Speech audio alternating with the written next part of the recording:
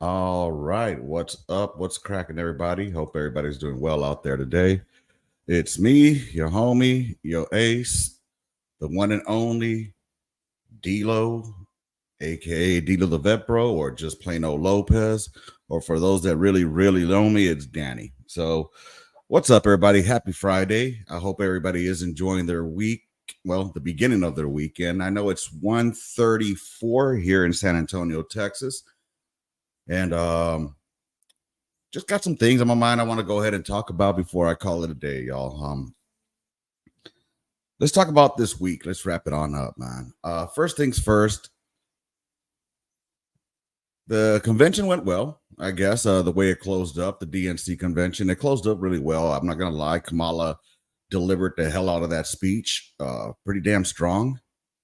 I mean, she has some good writers. I'll tell you that she has some good writers, and she's able to deliver that shit. But I'll tell you what, Biden also did pretty well, according to others, on the State of the Union address earlier this year, and that didn't come out too well. Hey, what's going on, Gunners? Shout out to my homie Gunner. Thank God you the first one on here, brother, and the only one. Kamala is for the streets, for real, big dog, for real, for real. Oh man, I was just about to watch your video right now too, dog. I'm definitely going to tap into that one right now when I go pick up my son and wait in line right there. What's going on, Doggo? Doggo, my nephew right there. Literally my nephew, but more like my brother. We're the same fucking age. So I was tripping out on the convention last night, man. And that brings me up to the first thing I want to talk about today. And it's going to be how they were playing Born in the USA. God damn, let me fix that. I didn't even realize how unedited that shit was. Goodness gracious. Hijo de su madre. Let's see. As you can see, one of the other topics I want to talk about today is how do you define success? Damn, I'm just letting out all my fucking shit out of the bag today, huh? Goodness. All right, so anyways, Born in the USA, man. I want to talk about that. It trips me out how people at the convention yesterday were proudly singing Born in the USA, waving the flags all over the place, and being proud to be Americans, which is cool. I appreciate that, man. I love seeing when people are united and being patriotic, and as a collective, we come together.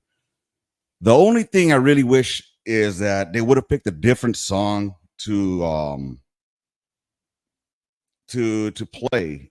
For example, maybe like God Bless America or something. I know it doesn't have that Bruce Springsteen kick to it and all that, but to the people that were out there chanting Born in the USA, do you all know what that song is about? You know? How hard did you party in the army? Oh God, how hard did I party, brother? Woo wee! That's gonna take me to another topic. I partied a lot harder than frat boys did in college, my man. David, the veggie man, I partied fucking every weekend. I partied so hard one time. I'll tell you what, I partied so hard one time I actually fell down into a fucking bonfire. All right.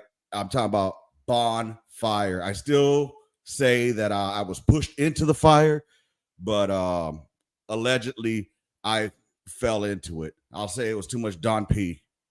So yeah, y'all, it was a trip, man. Welcome to the jungle. You know what, Doggo? I would have been good with Welcome to the Jungle. But I mean, it's like these people don't even know what they're singing. So what I want to do, I wanted to do it on here, but I honestly don't know how it works when you do reaction videos, because every time I try to do a reaction video, I end up getting copyrighted. You know what I mean? And that's a no-go. Because if you get copyrighted and you get a strike, then you 3 strikes, you're out, man. Just like Cali laws. So what I want to do is I want to go ahead and just read the fucking lyrics to these people who like to sing Born in the USA. It's a great song. It really is. It's a hell of a story, but it's not what people think, man. It's not something to be out there. You see it played at parades, at fucking anything that's patriotic, right? And that's cool, man, but it's not. It's not. The only cool part that people like is Born in the USA and the jingle to it, right? But let's see what these lyrics are about. All right, so the song is by Bruce Springsteen, right? What's going on, big rolling? Gang, gang, gang, gang. I wish I would have joined the army at 17. Bro, I wish I would have joined us at when I was 17, I was already doing stupid shit. So I wasn't in that frame of mind. I was doing dumb shit involved in other things. And my mind was not focused on that. Plus, I only had a GED. So actually I didn't even have a GED at that age yet. Shit, 17, what was that? I was in Job Corps at 17. Shit. Damn. But anyways, so let's talk about the Born in the USA song, y'all. Let's see. It says, born down in a dead man's town. The first kick I took when I hit the ground. End up like a dog that's been beat too much till you spend half your life just covering up now. Born in the USA. Born in the USA.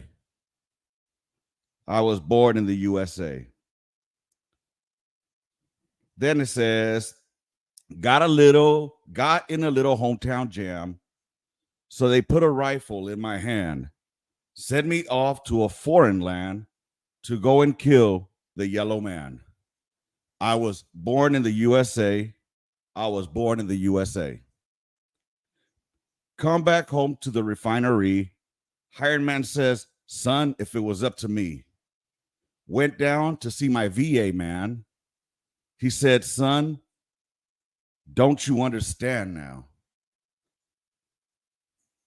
I had a brother at Khe Sanh fighting off the Viet Cong.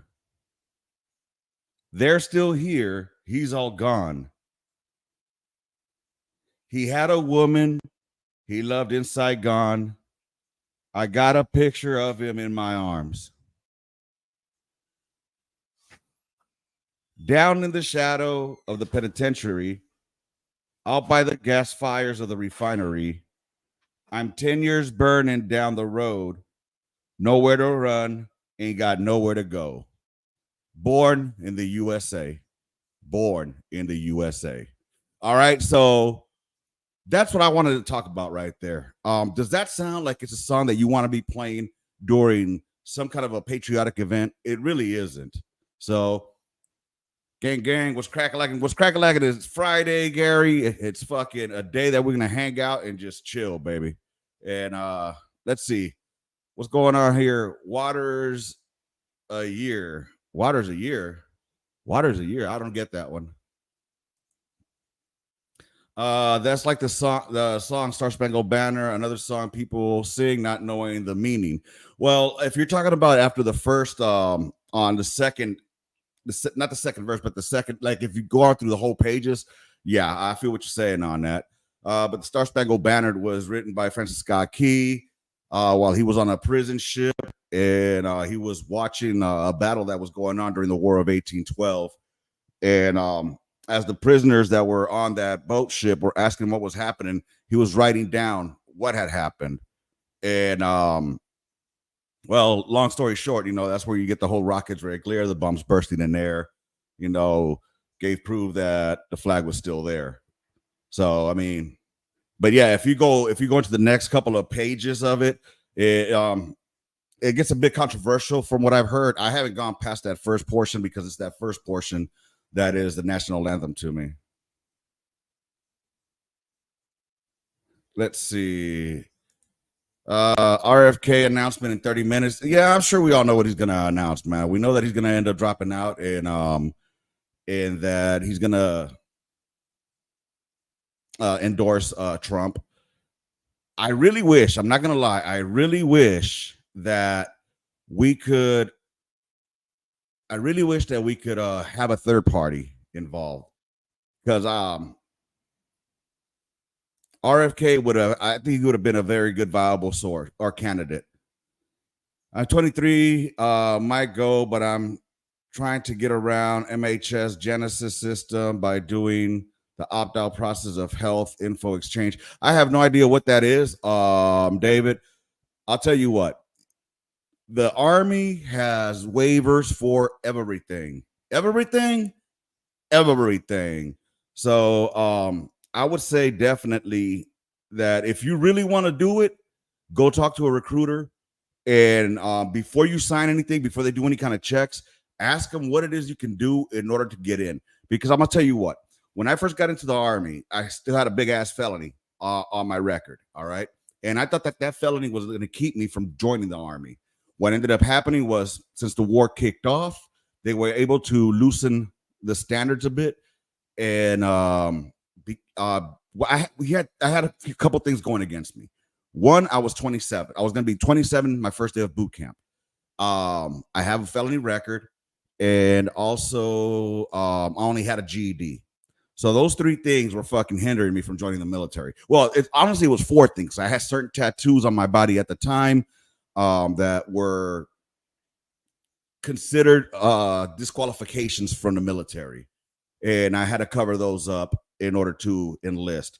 That's why it took me about a year to get into the Army. When I started enlisting was November 2003, and I enlisted in November 2004 when I finally raised my arm and went in. So if you really want to do it, bro, do it. You know, the only thing that's stopping you is you. From there, recruiters, they're trying to get numbers. They're trying to meet the numbers. If you can pass that fucking PT test, that's one fucking thing. That's one thing you got squared away right there. You know what I mean?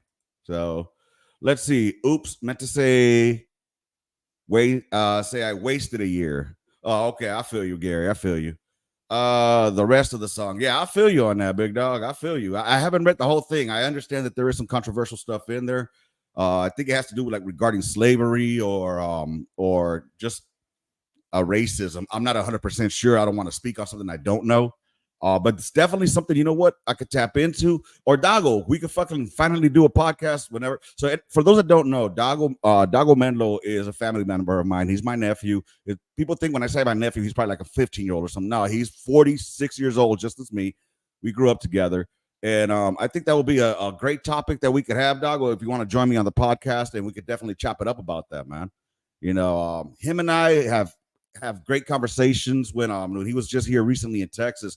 It's a trip how we realize how grown up we are, because when we were fucking 15, 16, 17, we were just talking about fucking bitches and doing knuckleheaded shit. You know what I'm saying? But now here we are, fucking 46 years old, talking about taxes and fucking, not just fucking taxes and fucking mortgages. So, who's been singing this song lately? Who's been singing what song? Are you talking about fucking the Born in the USA? Oh, well, yesterday they played it during the DNC as like a pump me up song for being an American and whatnot, like trying to rile everybody up, which I understand. Again, it's a fucking catchy ass tune. It's a catchy ass chorus. But when you read into what the lyrics are about, it's like, oh shit. You know what I'm saying? It's pretty fucking deep, man. So it be like that sometimes. Many things Americans do have ugly origins. It's true. Our country has an ugly origin story. You know what I mean? All we can do is learn from it. Because those that don't learn from their history are bound to fucking repeat it or doomed to repeat it. So I mean, I just hope that and I think we're going the right way, honestly, man. Whether you're for Kamala or you're for Trump, it's going to be 4 years, y'all. And in 4 years, we'll go ahead and be able to go ahead and move on from them again and have this conversation all over again. So on the plus side, if Trump does lose, at least, that'll be it for him. He ain't going to be running as a fucking 91-year-old. You know what I'm saying? Or 92, whatever he would be. And Kamala, the only thing that worries me about Kamala is, first of all, I don't know any of her policies. I don't know where she stands on a lot of things, or where she would go with a lot of things. I mean, she spewed a lot of words. And like I said, in the Army, when we had a new commander, when they would come in, or even a new section sergeant or platoon sergeant or gunnery sergeant, first sergeant, whatever, they would come in and they would fucking, put out some information. And the ones that were in there for a while already, we'd be like, okay, it briefs well. It briefs really well. but how much is it really going to change? And how much are you really thinking that you're going to make a difference? You know what I mean? Because at the end of the day, we do have a separation of powers. And unless the Congress decides to work together along with the president, nothing's going to get pushed through. I like how they keep bringing up the whole border issue that the Republicans killed it because of it will make Biden look good. Did y'all know that there was extra money, additional money attached there in order to send to different places? You know what I mean? And that's the thing that that people need to understand. You know, if there were just clean bills, and I was talking about this with my homie Hunt. Y'all know Hunt on here. I was talking with this with Hunt, and I wish they would just make clean bills that they could just send up and have them vote for it. You know what I mean? And once that way, everybody has their name attached to that vote, then we know who the fuck to get rid of and who not to get rid of, or who to keep. You know what I mean? But no, everything that has a good idea on it, they want to attach some shit else into it. Oh, like, okay, I'll give you this, but I'm going to attach this on there too. And then that's when they start using us veterans as fucking pawn pieces on their chessboard. You know, they want to go ahead and claim how much they're all about veterans' rights and veterans' healthcare and, you know, veterans' treatment. But they use us as a chess piece, man. They want to fucking attach our shit to some kind of fucking spending or some kind of fund that is a benefit or entitlement, you know, to not resources. I want to say to these services that, you know, benefits no one but the government themselves. Remember, man, the government is just one big ass chorizo waiting to bend you over. They even have a waiver for people who can't score high enough in the ASVAB. Haha, no joke. I met one in basic. Even the drill sergeants were flabbergasted. You know what's funny? Yeah, they're called dummy waivers. That's what we call them. When we find out there's people that can't even fucking apparently do the first two portions of the test correctly. And if your line score is less than a fucking 30, you're dumb, bro. You're fucking dumb.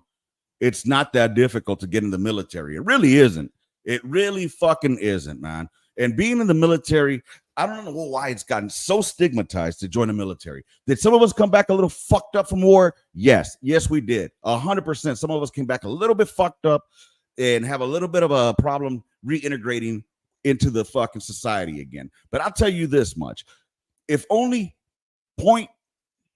look, it's like less than 1% of the population of the U.S. that serves in the military, right? Less than that 0.1% fucking actually gets involved in combat or combat operations or sees some shit that's grisly enough to fuck you up. You know what I mean? A lot of these other motherfuckers, they just embellish their stories to make themselves sound good. They exaggerate their stories. Look, man, I was only in a couple of fucking incidents that fucked me up because they were pretty fucking hard. You know, in LA, I seen people die on the streets. I seen it. It happened. You know what I'm saying? Dago can attest to it. I know that he's seen things. You know, he lived out in the west side of LA. I live in South Central LA. And when I say the west side, I hope people don't understand that LA is not just all palm trees and blonde bitches and fucking beaches all over the place. It ain't. All right. We grew up in an era where it was fucking, you had to be 10 toes down, baby. But anywho, I seen people die on the streets being shot. I never was a person that saw somebody get blown the fuck up. I never saw the after effects of what a fucking IED could do to somebody until I joined the army. You know what I'm saying? But I knew what to expect. You know, I didn't know what it was going to affect, but it did. But anyway, I'm going off on a random tangent. Never mind. Let's see what else we got. A lot of people don't appreciate the art anymore. They just like a good tune. Never actually listen to the words. People from our generations used to sit and break down lyrics of song. Well, it's true, dude. And that's the thing. Like, you know, the first thing I listen to, the first thing that gets you on a lot of tunes, on a lot of songs is definitely the fucking beat. You know, it's got to have a good beat going to it. And the beat to, Born in the USA is catchy as fuck. And then the chorus, who isn't proud to be born in the USA? You know what I'm saying? And for those motherfuckers out here that, they hate being an American, or they're not proud of being an American or whatnot. Hey, that's cool, man. You don't want to be an American? Go pick somewhere else to go live. All right? Go pick somewhere else to go live. I lived in a third world fucking country. 3 years I've done it. 4 years almost. 1 year in El Salvador. 2 years in Iraq. 9 months in fucking Afghanistan. I'm not going to consider Korea a third world country because it wasn't. But, I've seen the poverty. I've seen the struggle. What we have here, our poorest people are still fucking at least living under a roof here. I'm not talking about our bums and shit like that, or unhoused, as people call them nowadays. You know what I'm saying? I mean, there is a difference between a homeless motherfucker that's there because they don't want to be, and there's one before bums that are just bums that don't want to work and shit like that. But anywho, I digress. What else we got? You think people are still doing that? I used to see my older cousin do that. That's how I started doing what? What? I lost it, brother. What are we doing? I lost where we were at, dog. But anyways, that was Born in the USA, man. That's what I wanted to fucking tap on there. I already talked about Kamala's speech. Kamala's speech, I think, is going to be, it was already done. So now we're going to talk about, how do you find success, y'all? How do you define success?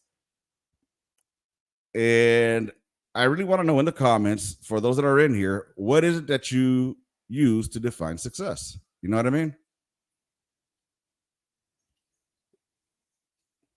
Uh-oh. Am I live yet or not? What the fuck? Oh, that's what's wrong. There we go. All right. Apparently I wasn't live on the Talks of Ticks. Oh, not on the Talks of Ticks. On fucking what's that other shit called? Instagram. On the grams of Insta. Now I got to keep this shit over here. All right. So, anywho,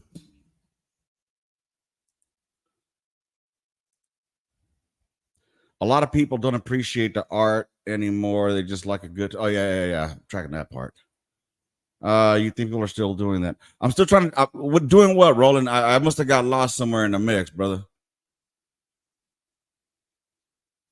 I tend to what's the word I'm looking for? Get lost. People have different definitions of success. Exactly what I'm saying right there. So, for example, Roland, what is your definition of success, dog? Like, what do you define success? In your eyes, what defines a successful person? Oh, breaking down. Yeah, I feel what you're saying, big dog. I feel what you're saying.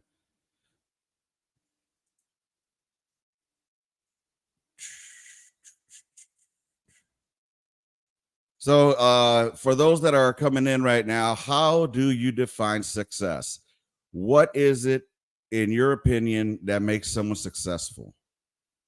Is it having materialistic things? Is it having being able to afford trips to all over the world and all that good stuff? What is it that defines success in your eyes?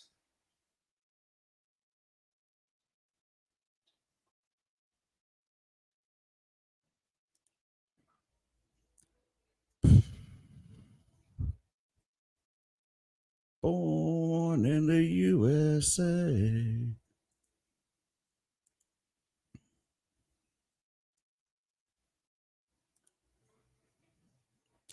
Bingo, bango, bingo.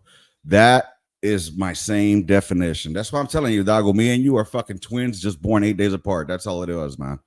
I 110% agree with you on that. Success is if you're happy with your life. 100%. Some people are not. Me, I feel successful because I'm not drowning in debt. I live below my means purposefully so I don't end up back in a trailer park. 100%. 100% right there, Roland. So to me, I was one of those a while back. who define success a different way. I used to define success as being you know what? Let's go see if we get people are oh shit.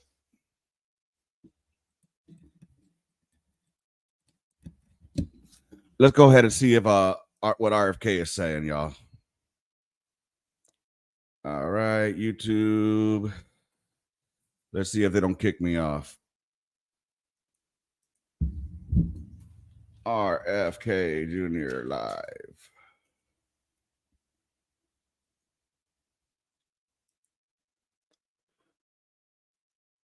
All right.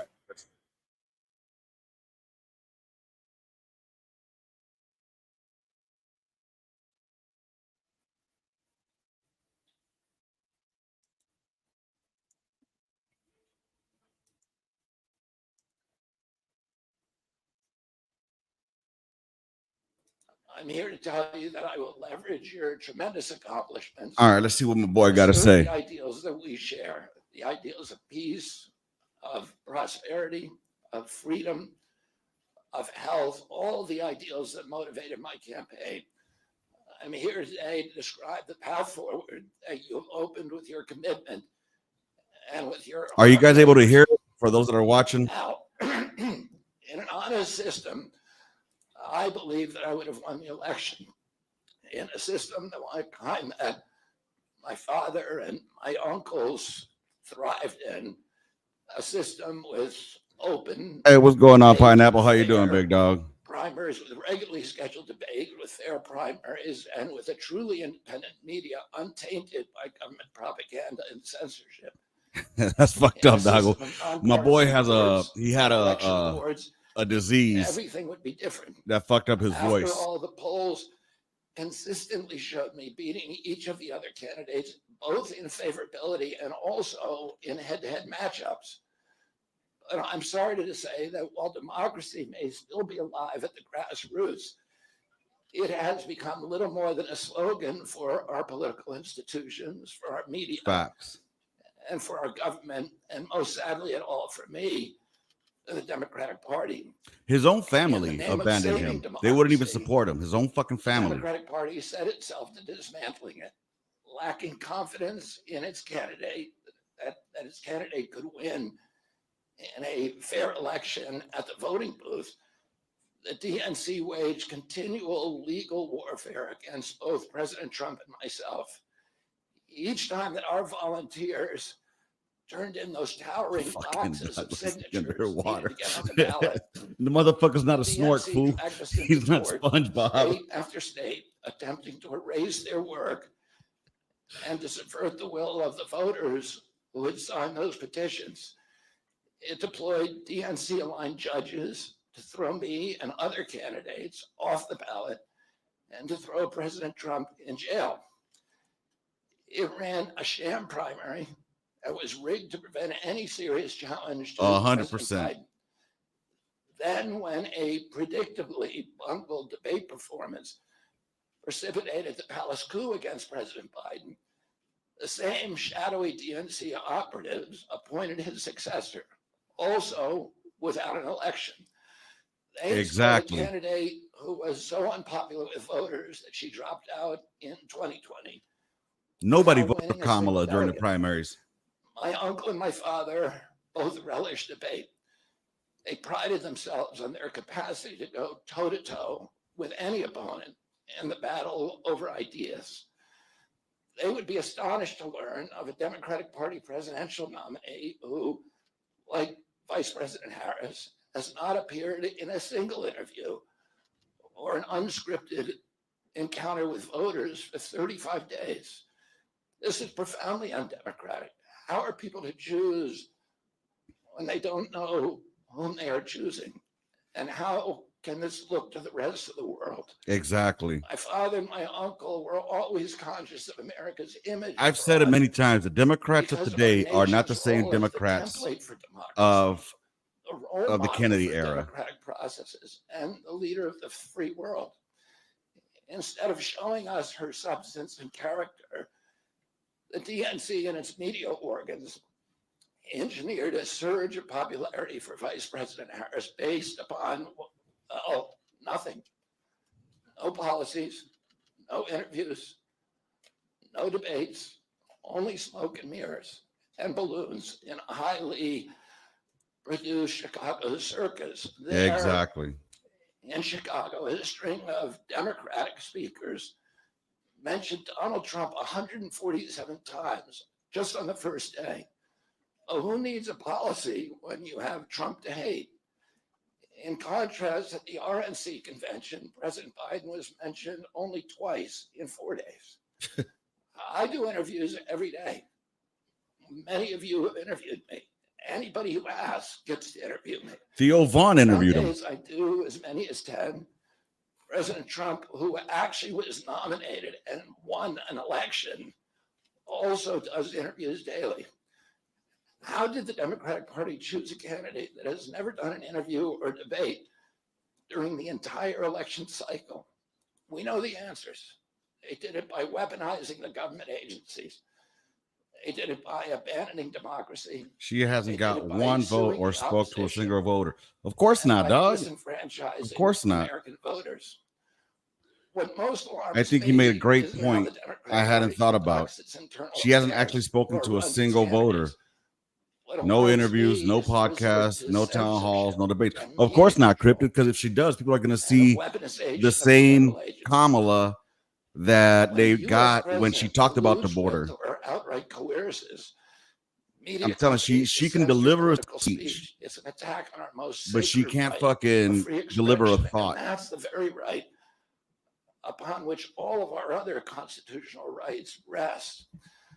President Biden mocked Vladimir Putin's 88% landslide in the Russian elections, observing that Putin and his party controlled the Russian press and that Putin prevented serious opponents from appearing on the ballot. But here in America, the DNC also prevented opponents from appearing Yes, they on the did. ballot. And our television networks expose themselves as Democratic Party organs. Over the course of more than a year in a campaign where my poll numbers reached at times in the high 20s, the DNC-aligned mainstream media networks maintain a near perfect embargo on And what sucks interviews is this guy, I guarantee during you, his 10-month should he have, would he have presidential gotten the campaign in fucking 1992. Democratic nod, the Ross DNC Perot ticket? gave 34 He would have given interviews fucking Trump on a run for mainstream his money. I'm networks. not saying he would have won, In but I contrast, say he during would have the given him a 16 run for his months money, since I've been especially the there, fact that he is ABC, not as NBC, fucking a far left loon CBS, as MSNBC, and CNN Kamala is. combined You know, gave they're treating only him two the way lines that the Republicans me. treated Ron Paul. Those That's how they're treating networks this poor guy. instead ran a continuous deluge of hit pieces with inaccurate, often vile, pejoratives and defamatory smears. Some of those same networks and colluded with the DNC to keep me off the debate stage.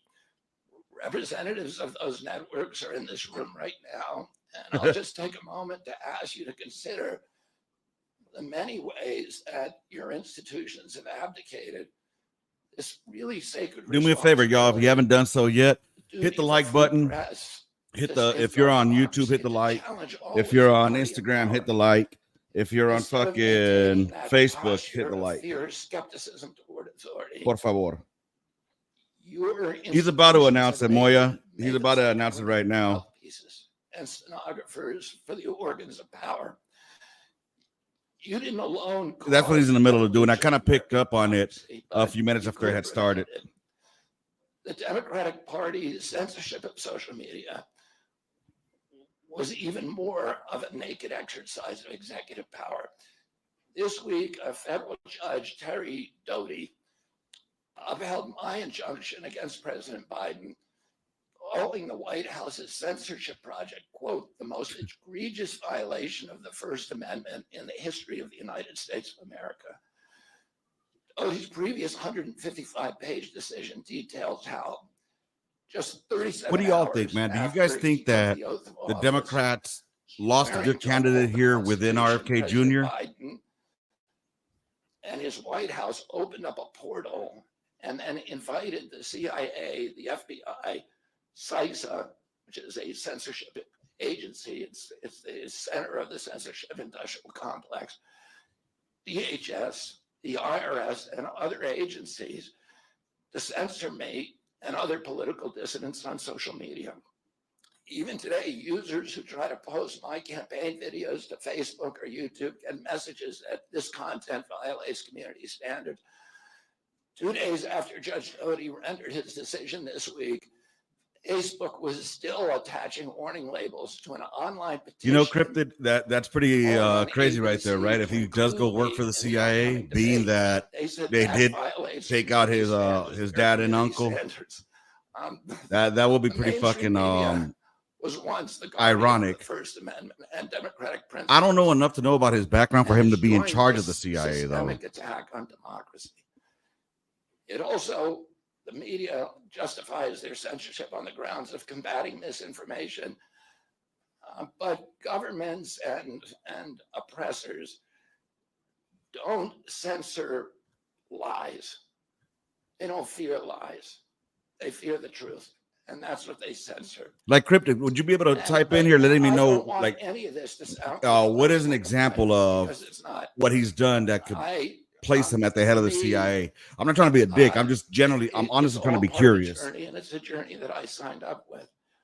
But I need to make these observations because I think they're critical for us doing the thing that we need to do as citizens in a democracy to assess where we are in this country and what our democracy. If you're watching me on Facebook, if you're watching me on Instagram, you could also join me on YouTube on the Gun Line. That's the YouTube channel. I would really appreciate a subscribe there and a like there. Or have we made it, a kind of a joke? And here's the good news. While mainstream outlets denied me a critical platform, they didn't shut down my ideas, which have especially flourished among young voters and independent voters, thanks to the alternative media. Many months ago, I promised the American people that I would withdraw from the race if I became a spoiler. A spoiler is someone who will alter the outcome of the election but has no chance of winning. In my heart, I no longer believe that I have a realistic path to electoral victory in the face of this relentless systematic censorship and media control.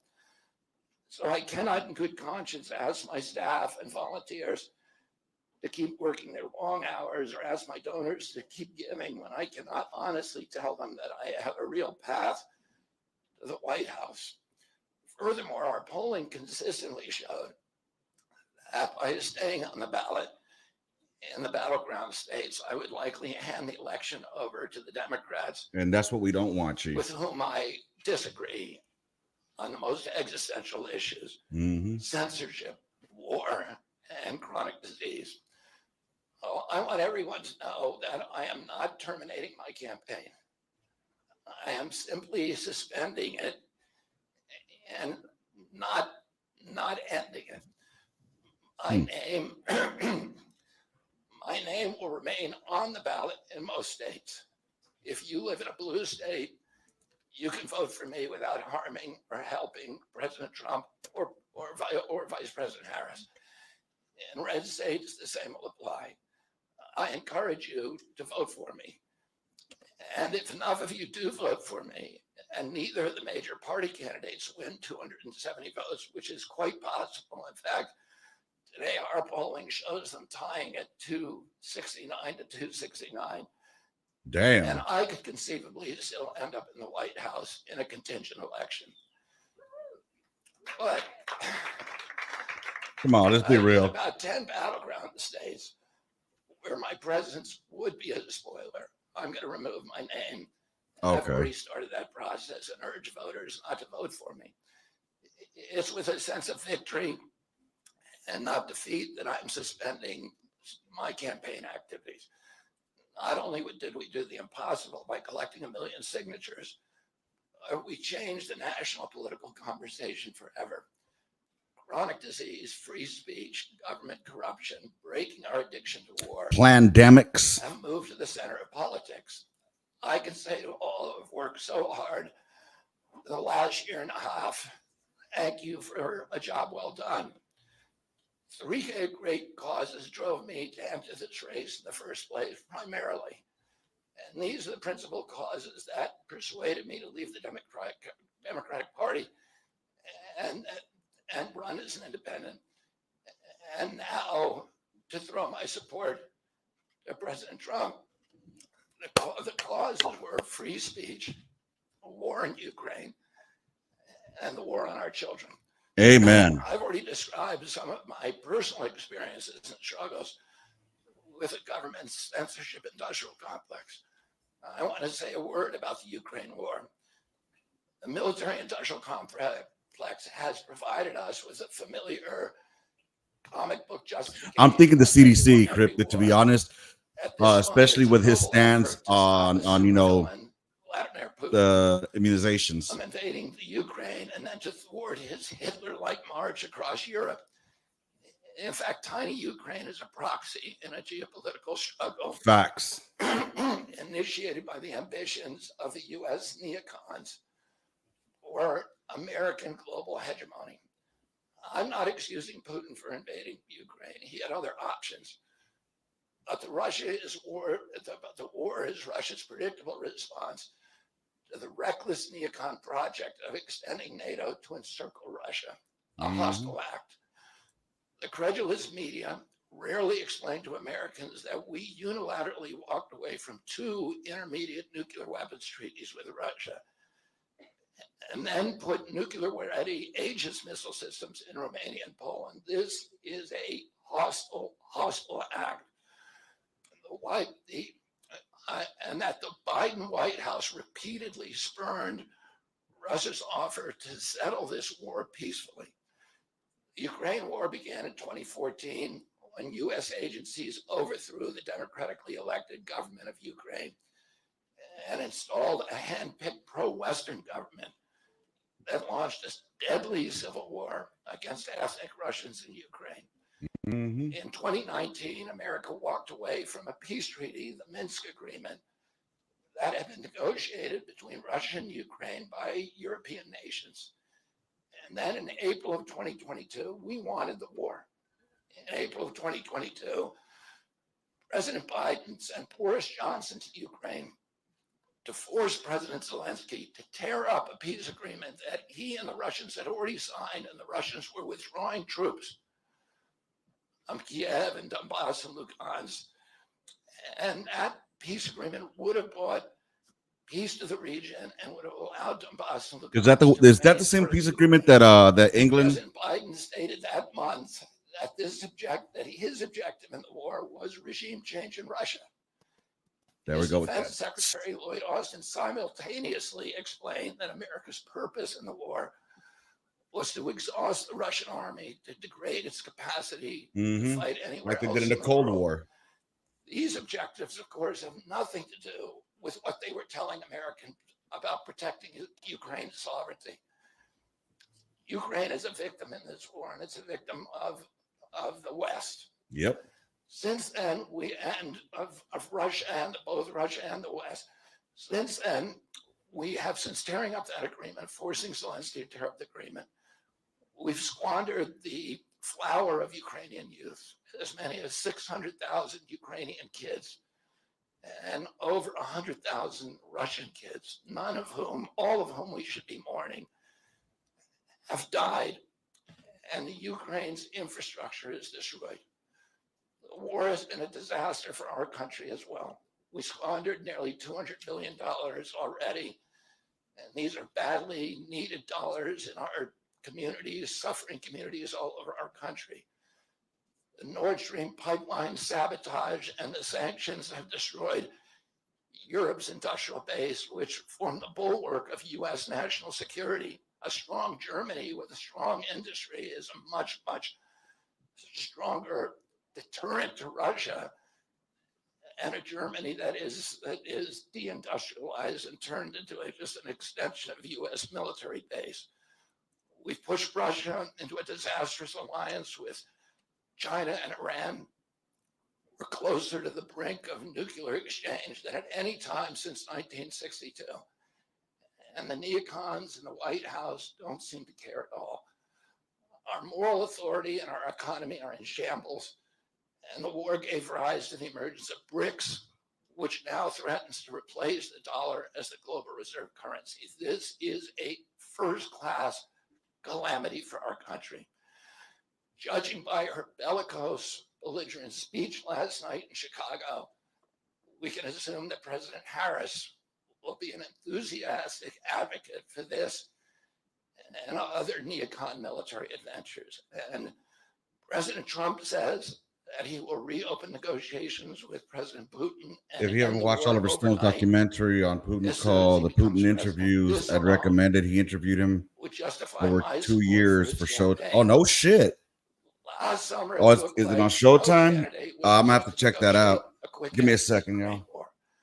To tackle chronic disease epidemic, to protect free speech, our constitutional freedoms, to clean corporate influence out of our government, or to defy the neocons and their agenda of endless military adventurism.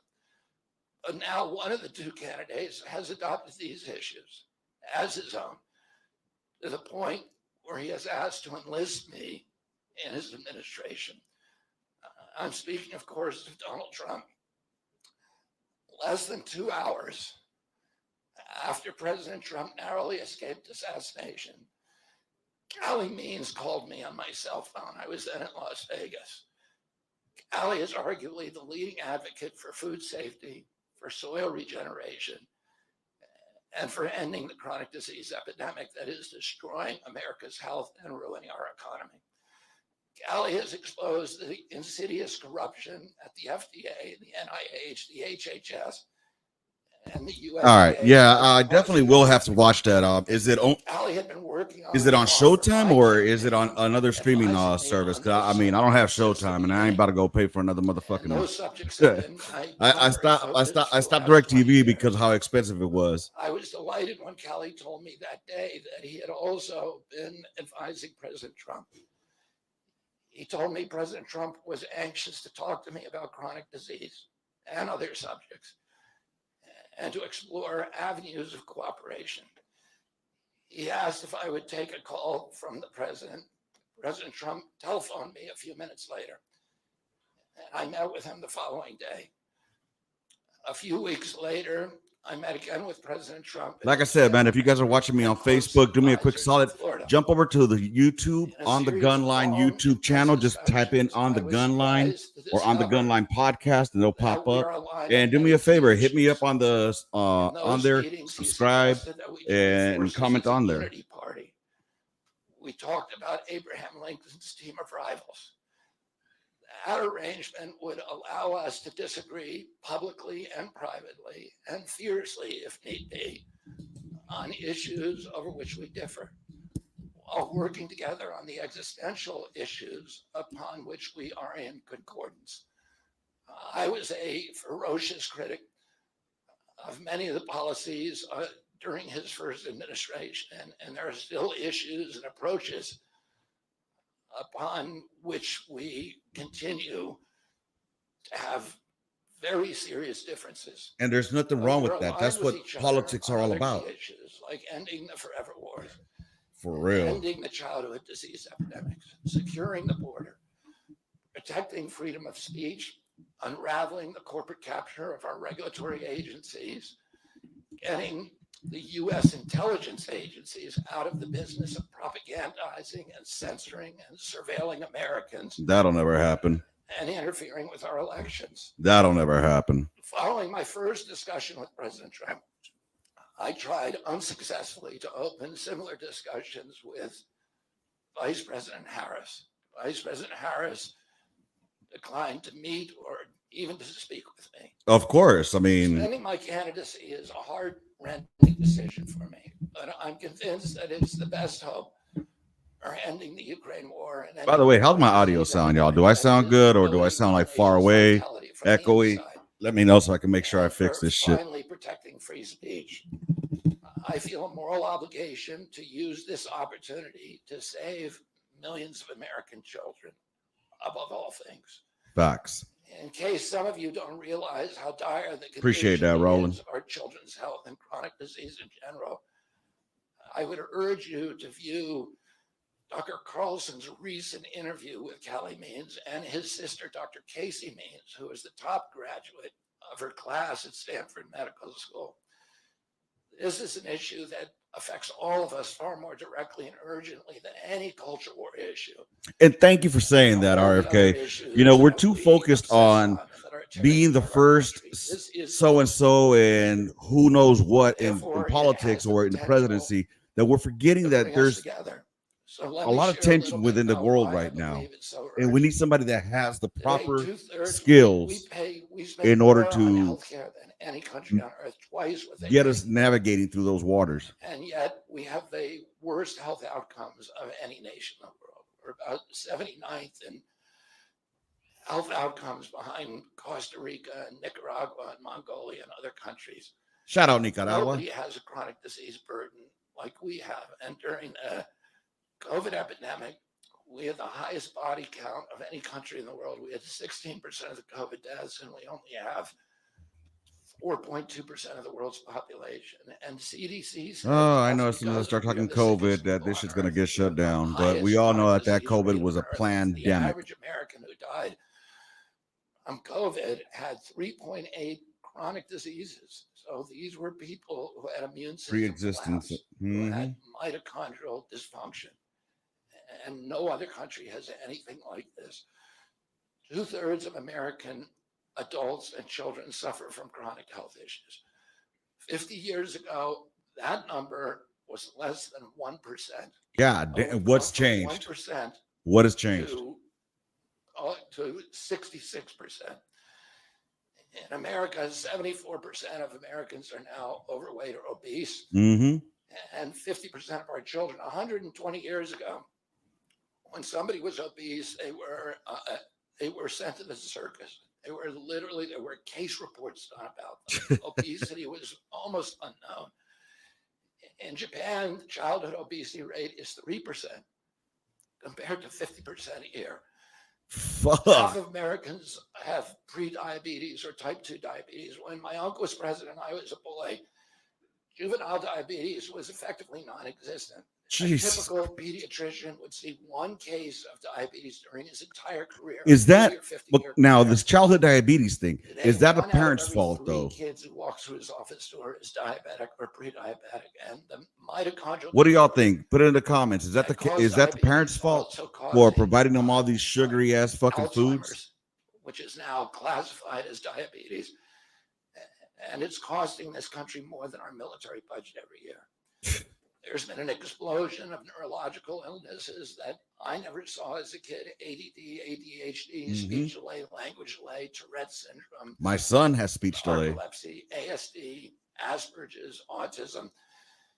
In the year 2000, the autism rate was 1 in 1,500. Now, autism rates in kids are 1 in 36, according to CDC National. Okay. Nobody's talking about because everything is considered fucking autism. 22 kids in California has autism, and this is a crisis that I hope people are hearing this shit. Our kids are too disabled to serve in the United States military. What is happening to our country, and why isn't this in the headlines every single day? There's nobody else in the world that is experiencing this. This is only happening in America. About 18%. And by the way, there has been no change in diagnosis, which the industry sometimes like to say. There has been no change in screening. This is a change in incidence. In my generation, 70-year-old men, the autism rates are about 1 in 10,000. In my kids' generation, 1 in 34. I'll repeat, in California, 1 in 22. I saw a fat kid with a fat dad buying most candy you've ever seen in your life the other day, and nothing else. Like it was Halloween. Sad. You know what's crazy, Cryptid? I'm not the most healthy looking person out there. You know what I'm saying? I'm considered overweight, obese. I'm weighing at 147. Oh, I'm sorry, 247. I'm 6 feet tall, and I do got a belly on me. Late-stage alcoholics who were elderly. But Cancer rates are skyrocketing. It's crazy. You know what sucks is they make. Young Oh, adult well, let's cancer hear is this man about talk real 70 quick. I wish I had a pencil to 79%. write this shit down. 1 in 4 American women is on antidepressant medication. Yep. 40% of teens have a mental health diagnosis. And 15% of high schoolers are on Adderall, and 500,000 children on SSRIs. So what's causing this suffering? I'll name 2 culprits. First and the worst is ultra-processed food.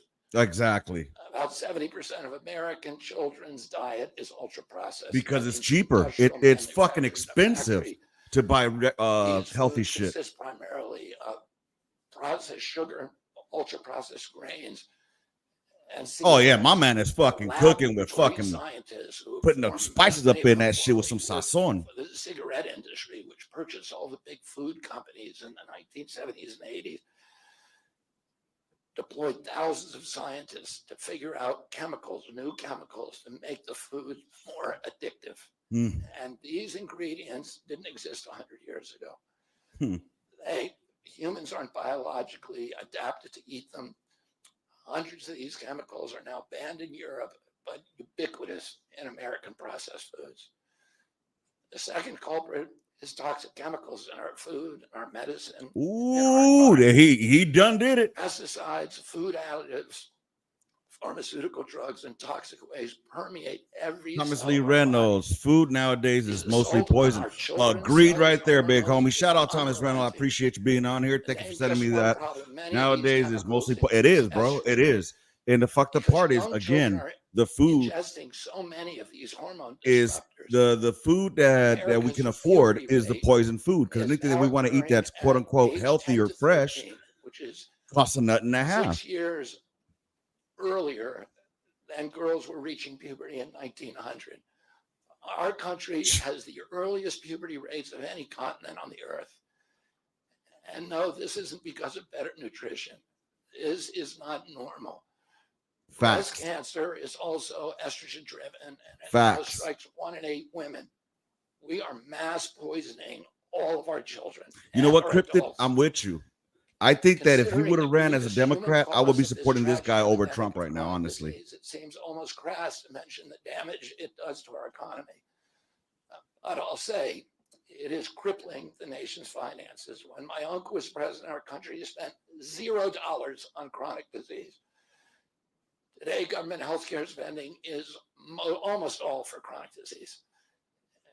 And it's double the military budget. And it is the fastest growing budget item in the federal budget. Chronic disease costs more to the economy as a whole, costs at least $4 trillion, 5 times our military budget. Trillion. And these motherfuckers be saying these numbers like 20% drag. they just spit them out like $1 trillion. Everything we aspire. Man, I'm barely a fucking thousandaire. Poor and minority communities suffer disproportionately. People who worry about DEI or about bigotry of any kind, this dwarfs anything. We are poisoning the poor. We are systematically poisoning minorities across this country. Industry lobbyists have made sure that most of the food stamp lunch program, about 70% of food stamps and 70 or 77% of school lunches are processed foods. There's no vegetables. There's nothing that you would want to eat. We are just poisoning the poor citizens, and that's why they have the highest chronic disease burden of any demographic in our country, and the highest in the world. The same food industry lobbied to make sure that nearly all agricultural subsidies RFK is exposing all the truth on air about the. He is, bro. He really is, and I'm glad that he's doing it. Destroying small farms, and they're destroying our soils. We give about, I think, 8 times as much in subsidies to tobacco than we do to fruits and vegetables. It makes no sense. If we want a healthy country. Exactly. You know what, Thomas? I 100% agree. I think this guy is more tapped in than others, and that's why they don't want him in there, because he doesn't he doesn't go do that. We need to do with things. the grain on this type of shit. First, we need to root out the corruption Dude has, in our health bro, the system. balls that this man Second, we need has. to I don't change think incentives in that's our why they're only healthcare showing him from the system. waist And up, third, because behind that we podium, need to he inspire has a fucking Americans to get healthy wheelbarrow again. where his nuts are at. 80% of I don't know if you ever seen that episode of South Park where Randy had them big ass balls. That's my boy right here. Virtually everybody who sits, Joe Biden just appointed a new panel to NIH to decide the food recommendations, and they're Yeah, all he is, people who are Rowland. from Yeah, the he is. industry. They're all people who are Hey, what's from going on, processed T.O.? food companies. Shout out to my old soldier, They're T.O. deciding what Americans, hear is healthy, and the recommendations on the food pyramid. You know, what I'm really Most of our concerned about, school lunch honestly, is that programs, which go to when people do something like the this, program, two things happen. the Swiss program, Either the food one, stamp program, they get they're all labeled corrupted like a Ron and Paul, conflicted and individuals. they These get pretty agencies, much the pushed out of the FDA, limelight as a USDA, loon or a CDC, kook. all of them are Or controlled by two, giant for-profit corporations. somehow or another, they get 75% Epstein, of the if you FDA's know what I funding mean. doesn't come from taxpayer, it comes from pharma. And pharma executives and consultants and lobbyists cycle in and out of these agencies with President Trump's backing. Exactly what I just said, that. Rowland. You on it, baby. You are on it like white on rice. And doctors who are free from industry funding. We're going to make sure the decisions of consumers, doctors, and patients are informed by unbiased science. A sick child is the best thing for the pharmaceutical industry. But here's the thing, Cryptid. Here's the thing, bro. Sick with a chronic condition. The problem is that we need to stop They're put categorizing on ourselves medication for their entire life. as Democrat or Republicans. Imagine We're what will fucking happen Americans, when Medicare and this starts to guy pay for is being an Ozempic, American, and which costs $1,500 a month. whether he wears a That's blue being tie or a recommended for red children tie, as he's young as fucking. 6. All for a condition of obesity that is completely We need to preventable let more and than barely a even existed bipartisan 100 fucking years ago. system exist in And America. 74% of Americans are obese. The cost, if all of them took their Ozempic prescription, is $3 trillion a year. God damn. This is a drug that is made by Novo Nordisk, the biggest company in Europe. It's a Danish company, and the Danish government does not. Hey, just out of curiosity, are you guys being able to hear him well, or do I need to put the volume up? Let me know, all right? And exercise. And in our country, the recommendation now is for Ozempic. They fucked him in his campaign up, and right now he's kicking the Democrats in the nuts. And and they deserve it, Thomas Lee. They deserve the ass whooping that he's giving them. What it's going to sell, the Ozempic it's going to sell to America. And he's and totally we America have the first. food lobby Oh yeah, I agree, dog. have a bill in front of Congress today that is backed by the barely. White All right, House, I'll put it up, bro. Vice President Harris and President Biden to allow this to happen. This $3 trillion cost that is going to bankrupt our country. For a fraction of that amount, we could buy organic food for every American family. All right, I put the volume up. Let me know what if y'all can hear it better. Altogether, we're going to bring healthy food back to school lunches. We're going to stop subsidizing the worst foods with our agricultural subsidies. We're going to get toxic chemicals out of our food. We're going to reform the entire food system. And for that, we need new leadership in Washington. Because unfortunately, both the Democrats and the Republican parties are in cahoots with the big food producers, Big Pharma and Big Ag. He did that. Which are among the DNC's major donors. Vice President Harris has expressed no interest in addressing this issue. 4 more years of Democratic rule will complete the consolidation of corporate and neocon power. And our children will be the ones who suffer most. I got involved with chronic disease 20 years ago, not because I chose to or wanted to. It was essentially thrust upon me. It was an issue that should have been central to the environmental movement. I was a central leader at that time, but it was widely ignored by all the institutions, including the NGOs, who should have been protecting our kids. All the news channels cut his speech off. It was an orphaned issue. News is all corrupt too. Oh, 100%, man. Of course they're gonna take off a motherfucker dropping truth bombs, brother. Get sicker and sicker. Hey, if you guys are watching on the Facebook, if you guys are watching on the YouTube, do me a solid, slap that like button. It helps with the algorithm and push it out there, bro. Kids. In that generation, almost all of them. Why isn't he the VP and nobody for Trump instead of Vance? Vance? Bro, don't go there. Don't go there. Years, I prayed every morning. I still say Tulsi Gabbard would have been the would best put me VP. in a position to end this calamity. The chronic disease crisis was one of the primary reasons for my running for president, along with ending censorship in the Ukraine war. 100%. It's the reason I've made the heart-wrenching decision to suspend my campaign and to support President Trump. This decision is agonizing for me because of the difficulties it causes my wife and my children and my friends. But I have the certainty that this is what I've meant to do. And that certainty gives me internal peace, even in storms. If I'm given the chance to fix the chronic disease crisis and reform our food production, I promise that within 2 years, we will watch chronic disease burden lift dramatically. We will make Americans healthy again. Within 4 years, America will be a healthy country. We will be stronger, more resilient, more optimistic, and happier. I won't fail in doing this. Ultimately, the future, however it happens, is in God's hands and in the hands of the American voters and those of President Trump. Brother. He does, President Roland. Trump is elected and honors his word, the vast burden of chronic disease that now demoralizes and bankrupts the country will disappear. This is a spiritual journey for me.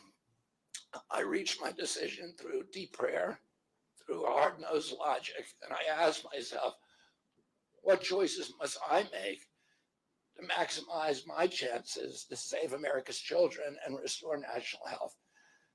I felt that if I refused this opportunity, I would not be able to look myself in the mirror, knowing that I could have saved lives of countless children and reversed this country's chronic disease epidemic. I'm 70 years old. I may have a decade to be effective. I can't imagine that President Harris would allow me or anyone to solve these dire problems.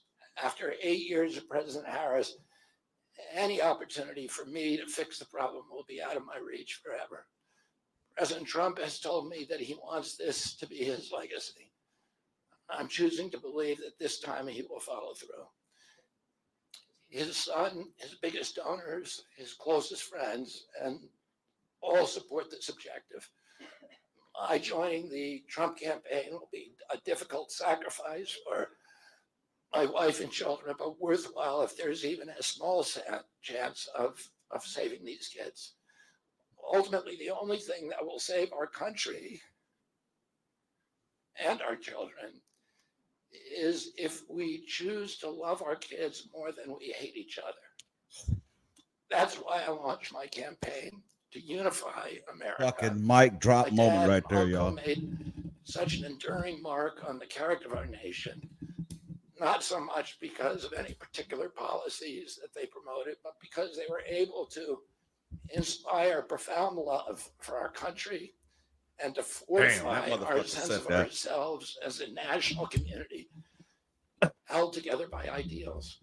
They were able to put their love into the intentions and hearts of ordinary Americans and to unify a national populist movement of Americans, Blacks and whites, Hispanics, urban and rural Americans.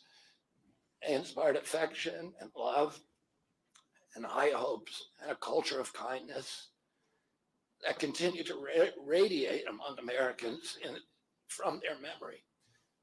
That's the spirit on which I ran my campaign and that I intend to bring into the campaign. Trump needs to put him on stage with him. That will be the biggest fuck you to the corrupt system we have and the Democrats. Oh yeah, right now I guarantee you that the Dems are fucking trying to find a way to spin this 100%. I'm sure that they're fucking already talking shit about him on CNN and MSNBC. I can't wait to see what Morning Joe has to say about this shit on Monday. That dumb motherfucker. And the future that they deserve. Thank you all very much. Hey, shout out to motherfucking RFK Jr. Motherfucker put himself out there like that. Hated by his own fucking family. It's a trip, man. It's a trip. Well, there we have it. He is suspending, not canceling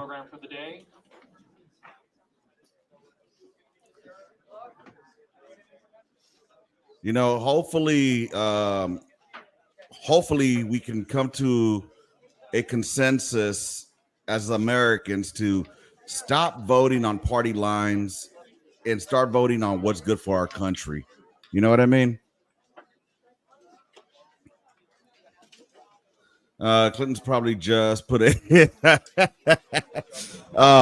Hey, don't.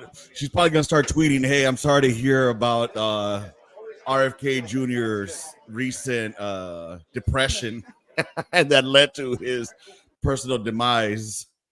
It's a fucking trip, y'all. It's a fucking trip. So, with that being said, man, I'm glad you guys were here with me. I'll give it another 10 minutes because I got to go pick my daughter up. I promised her I was going to pick her up early from school today. Um, yeah, man. What do y'all think? Let me ask y'all if the Democrats would have placed him on the ticket, if he would have made the Democrats, if I think that a good ticket would have been if the Democrat Party really wanted to fucking see change and had a chance to win. They would have tried to find a way to have Tulsi and RFK together on the same ticket. You know what I'm saying? No doubt, brother. Hey, that's what I'm here for. And if you're new, hey, go to YouTube, like On the Gun Line. That's my YouTube page. It used to be On the Gun Line podcast. And subscribe, man. I'm trying to grow the subscriptions. I'm trying to grow bigger. I'm trying to be more than just military centric. I'm trying to be everybody centric. You know what I'm saying? And shout out to Cryptid. Shout out to Vincent Cast. Was it Castro? I can't remember his last fucking name. Is it Castro? I don't know. Anyway, shout out to Vincent as well, who put me on the game to go ahead and put this up. You know what I mean? So it's a trip, man. It's just a fucking trip seeing how our country is so divided by red and blue, like the Crips and the Bloods are. You know what I mean? That shit trips me out. Hey, shout out Roland. I appreciate that, baby. Like and subscribe, man. The gun line welcomes all. Yes, we do, baby. On the gun line welcomes everybody. As long as you're thick skinned like I am, we are good to go. Because I may say some things that are inappropriate and we. So far, only one person's managed to get under my skin. Shout out to my homeboy and much love to my boy Hunt, man. Yeah, I think that it would have been a great ticket to have somebody like RFK Jr. and Tulsi. That would have been an awesome one, or a Tulsi on top and RFK VP. I still think Tulsi has a chance in 2028. I would love to see her. Hopefully, her name doesn't burn out by then. I think that if Trump wins and he does not place RFK Jr. or Tulsi in his cabinet, then that's a big disservice he's doing to America. Even if Kamala wins, she needs to surround herself with people that are going to guide her the correct way. Unfortunately, I don't believe so. 2028 election is going to be lit. Bro, 2028 election is going to be, depending on what happens this election cycle, if Trump loses, of course, it's going to be stolen. There's going to be corruption. I don't want to say I agree with it. I think it's going to be very, very, very close, barring Kamala fucking up the debate. If she does have like a good presentation during the debate, she's going to give him a run for his money. If she comes out there and crushes it on the debate, yeah. He does need to start pulling away from personalizing everything and start speaking more on stop fucking around with her and whatever she's not doing or is doing and just focus on what he's going to do, how he's going to bring us back to where we were in 2016 through 2020. You know what I'm saying? He needs to go there to the pre-COVID times. What he's going to do to go ahead and incentivize Americans being proud again. And now that before I wrap this up, I want to go ahead and talk about one more thing. One more thing, y'all. Where is it? I want to discuss the following. Oh, it's not here anymore. Oh well. I want to talk about patriotic. how do we get our children to be patriotic again? How do we get our children to want to serve in the military? You know, I know a lot of people believe that the military is like meant for those who don't go to college, or meant for those that have no idea, no future or whatnot, no ideas what they want to do with their lives. The military is far more than that, you know. So how do we encourage service into our country, or service to our country?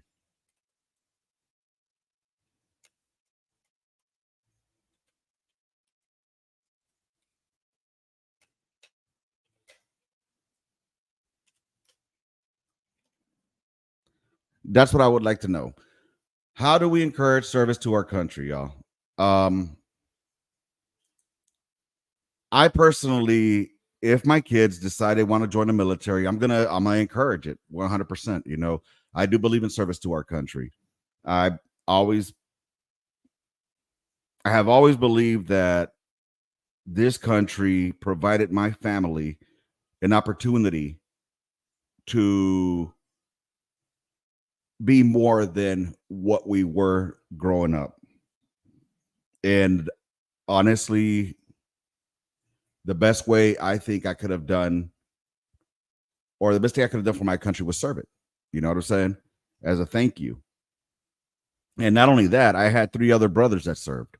My brother Ed, he served in the Marine Corps. He served in the Gulf War back in the 90s. My brother Romeo, he served in the Army as an infantryman. And my brother Robert, he served in the 80s in the Marine Corps. So four of us in my family served this country. And you know what's funny? That out of all four of us, I was the only one that was born here in the U.S. The other two were born in Nicaragua, and my brother Robert was born in El Salvador. But yet, you know, they served this country. And in the meantime, we can't seem to find a way to encourage people to serve. You know, it's a trip. Change the retirement plan back. That will be pretty encouraging. Did you see how they changed retirement in the Army? Some people are grandfathered in, so it didn't have, yeah, I heard about that, Roland. I heard that motherfuckers were getting retired. Well, that the new implementation of the retirement was going to be, instead of getting your, you know, your monthly fucking check, that they were going to do it to like a 401k type deal. Fuck that. If I wanted a 401k, I would fucking go ahead and just put all my money in the TSP. You know what I mean? Their savings plan. Fuck all that. I'm afraid it'll always be an economic draft. In poor neighborhoods, the recruiting office looks like a way out. In 2024, it's hard to sell, to get people to sign up, obviously, based on the numbers. And I get that. But you know what's funny, though? Here's the thing. I don't think that it's fine if it is a way out. It is a way out of the neighborhood. You know what I'm saying? For a lot of people, it's a good way out of the neighborhoods. There's nothing wrong with that. And I mean, I look at it like this, man. There's a lot of kids out there. Let's go into the urban areas, all right? And when I say urban, I mean I'm talking about, like, you know, in the hoods of LA, Chicago, New York, Miami. You pick a city. Pick a city, go into the inner neighborhoods, the where it's socially, economically just low, you know what I'm saying? And start there, man. A lot of kids, especially from those parts of the neighborhoods, I don't know about now, I don't want to say now, but I know when I was growing up, we wanted to join the military, bro. It's something we wanted to do. As a matter of fact, even in junior high school, they used to have the JROTC, not the ROTC like they have in high school and college, but JROTC, which prepped you to follow along into high school with the ROTC, and or same thing, JROTC, and then go into ROTC in college. You know what I'm saying? And then you could go ahead and become an officer if you wanted. But even if you don't want to be an officer, you know, if they had more outreach towards our youth, specifically those that are like in jails, in the juvenile hall system, in the juvenile system, you know, bring in camps that can do a Guillermo system where they could go ahead and get their rehabilitation and their punishment at the same time. Yeah, punish them by keeping them, away and locked up, but at the same time, implement a program where that if they maintain a certain standard, they could go ahead and get their schooling while they're in there, and then from there go into the military, into the service as an enlisted man. You know what I mean? Change the VA rating system to get rid of VA math. If people knew their close friends and loved ones were supported properly after they get out, they'd be more inclined to join and serve. So that's the problem. Okay, I understand what you're saying with the VA math. VA math is a bit retarded, but just imagine this though. There's already a bunch of malingering motherfuckers out there that are taking advantage of the system. You know what I mean? There's people out there that get out after 2 years and are 100% PNT. I don't know fucking how. I don't know. And they'll claim PTSD. You know what I mean? Or it's just, it's to me,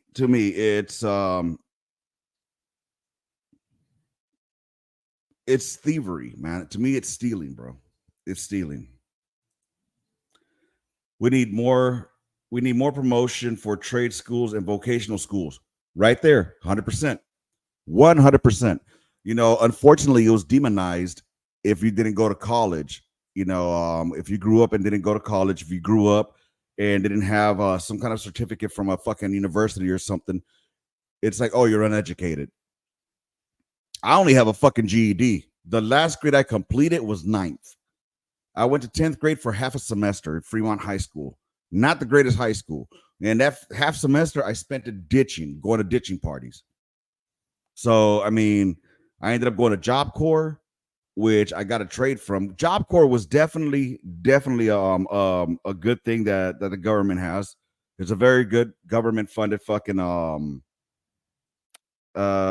I don't know, project, I guess you could say it is, but it's good, man. I like it. I encourage it.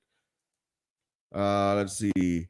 People are used to people drilling it into their head that life is going to be super hard for you if you don't get a degree, and that's just falsehood. Well, not only that, that brings up that circles back to the beginning of this conversation.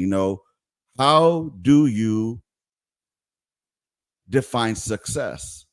You know what I mean? How do you define success? I mean, people make it seem like if you live a middle class life, and that it's fucking detrimental to your life. Everybody wants to keep aspiring to be a millionaire. Bro, I am happy if I have no debt. All right, I have no debt. I have a roof over my head. I have food in my fridge, clothes on my back, and I do it continuously. Why am I going to go spend more money and more money and more money and getting more debt? You know what I mean? People want to go out and buy fucking brand new cars every 2 fucking years. Bro, why? Can you afford it? If you can afford it, go for it, bro. Go for it. But me, I'm comfortable where I'm at. I'm comfortable with my 2018 Sierra. You know what I'm saying? I love my 2018 Sierra.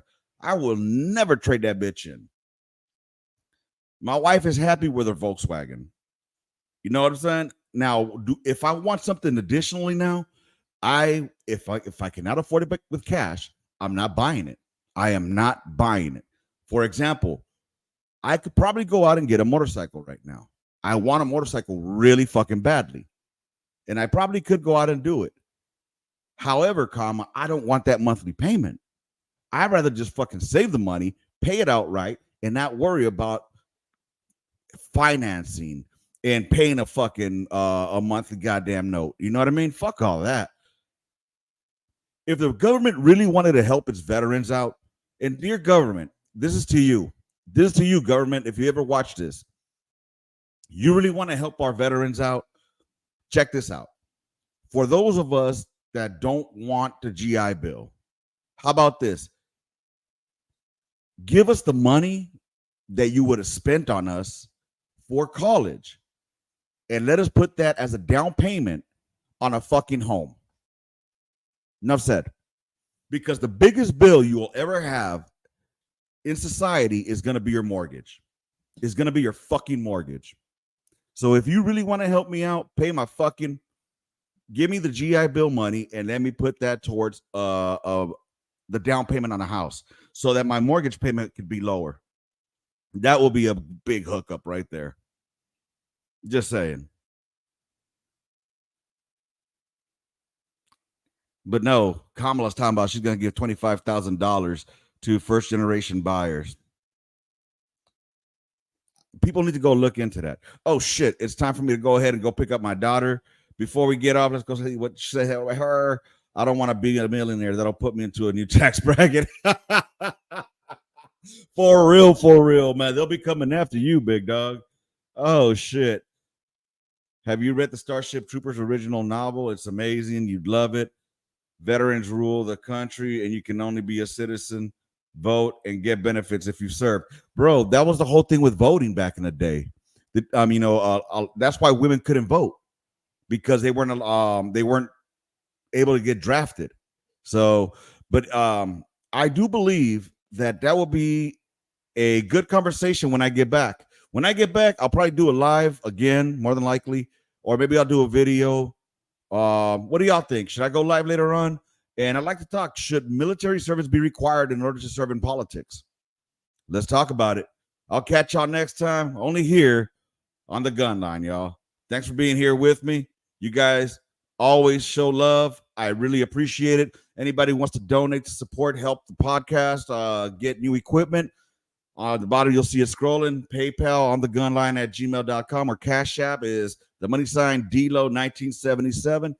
Anything helps. This is my 9 to 5 for now. So with that said, I'll holla at y'all. God damn, I'm actually pimping myself out.